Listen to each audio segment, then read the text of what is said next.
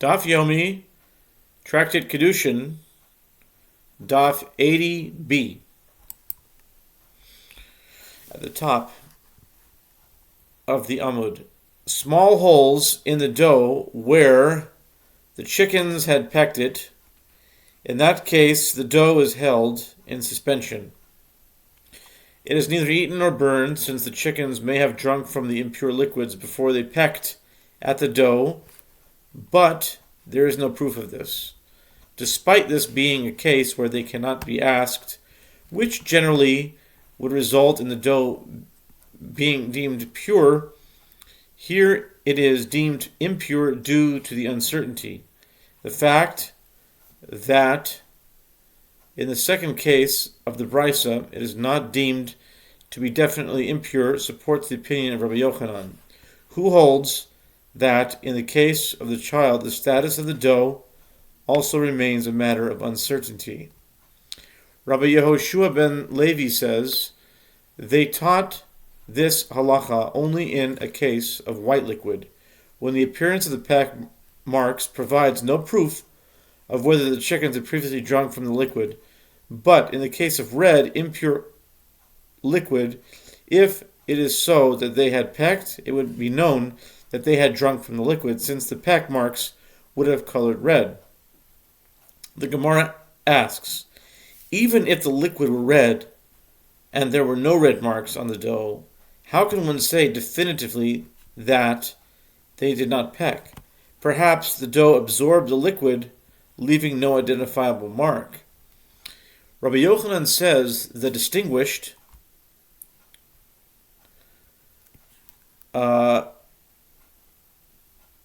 in other words, Rabbi Yehoshua ben Levi heard this matter, but he did not hear its interpretation, and he should have supplied an additional detail. They taught this halacha only in the case of clear liquid, which can be absorbed in the dough without leaving a stain. What is meant by clear? It means that in which the reflection, the bavua of a child is recognizable when he peers into it. But in the case of murky liquid, this halacha was not stated, since the liquid would have left a mark. Mishnah: a man may not be secluded with two women, lest he sin with them, but one woman may be secluded with two men. Rabbi Shimon says, even one man may be secluded with two women when his wife is with him. And in that situation, he may even sleep in the same inn with two women because his wife guards him from sinning with them. They further said that a man may be secluded with his mother and with his daughter and sleep alongside them with bodily contact, without clothes, since there is no concern that they will engage in sexual intercourse. When they, the son or daughter, have grown up, this one sleeps in her garment, and that one sleeps in his garment, but they may share a bed. Gemara: what is the reason that a man may not be secluded with two women, but a woman may be secluded with two men? The school of Eliyahu taught, since women are of light mind, they are more easily seduced. The Gemara asks, from where are these matters that it is prohibited for a man to be secluded with a woman derived? Rabbi Yochanan says, in the name of Rabbi Ishmael, from where is there an allusion from the written Torah to the prohibition against seclusion, as it is stated concerning one who incites others to idolatrous worship, if your brother, the son of your mother, entices you? Deuteronomy 13:7. Rabbi Ishmael considers why the Torah uses an example of the son of your mother, but it is only the son of a mother. Is it only the son of a mother who entices? Doesn't the son of a father entice equally the same way, potentially?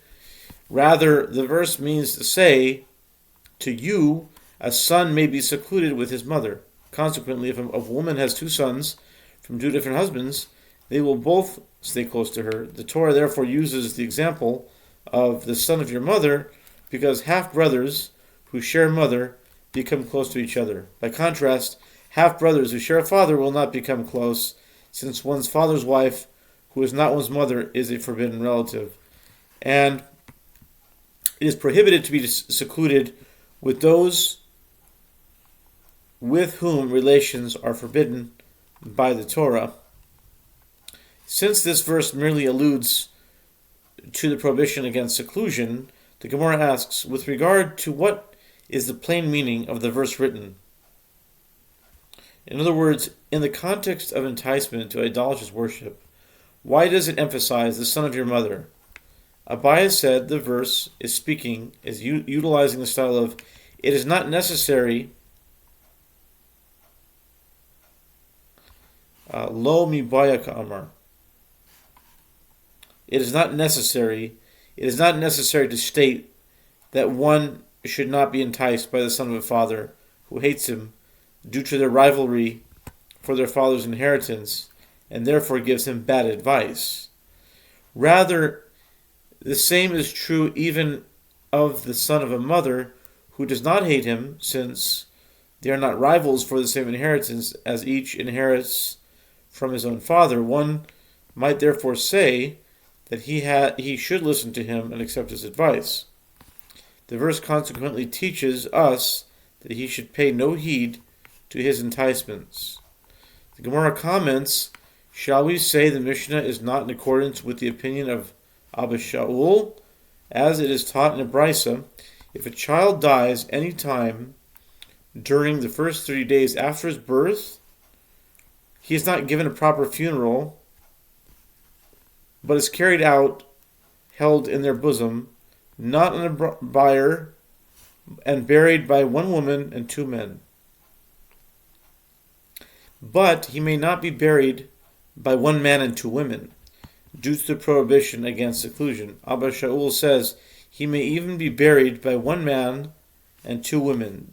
This indicates that Abba Shaul deems it permitted for a man to be secluded with two women.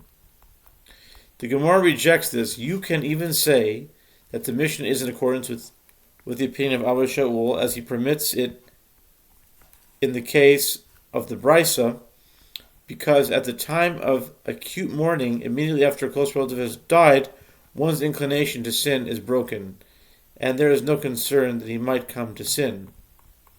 And the rabbis, who render seclusion forbidden, even then hold in accordance with the statement of Rabbi Yitzchak, as Rabbi Yitzchak says as follows with regard to the verse, why does a living man complain, a powerful man, due to his sins? Lamentations 3:39.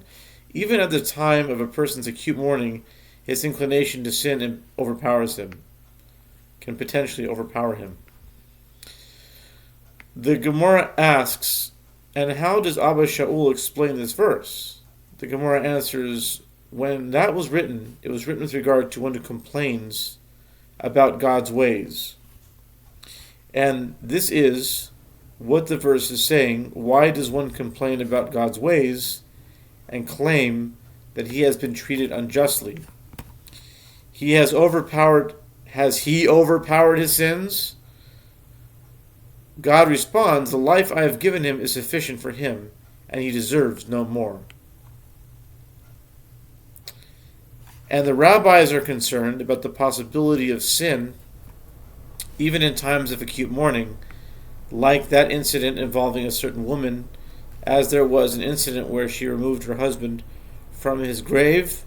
When visiting her husband's grave, she engaged in intercourse with a man who was tasked with guarding the body of one executed by the king.